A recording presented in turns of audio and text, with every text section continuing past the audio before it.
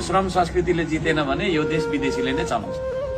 ठोक्कै दिन्छु ल, यहाँ नेपाली कागज ल्याउनु 10 वटा म तपाईँको ठ्याप्सिङ लगाइदिन्छु, दाहिने मात्रै परेन देब्रेम लगाइदिन्छु, 5 वटा औँला खुट्टा पनि लगाइदिन्छु। श्रम संस्कृतिले जितेन भने देश विदेशीले चलाउँछ।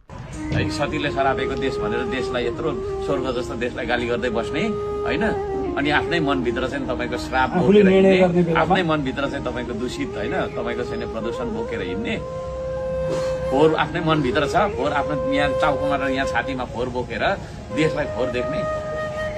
झापामा के हुन्छ त अब बालनजी र ओलीजी दुईटै हाल्नुहुन्छ?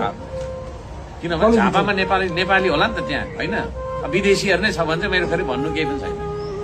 मैले भन्दैछु श्रम संस्कृतिले जितेन भने यो देश विदेशीले नै चलाउँछ।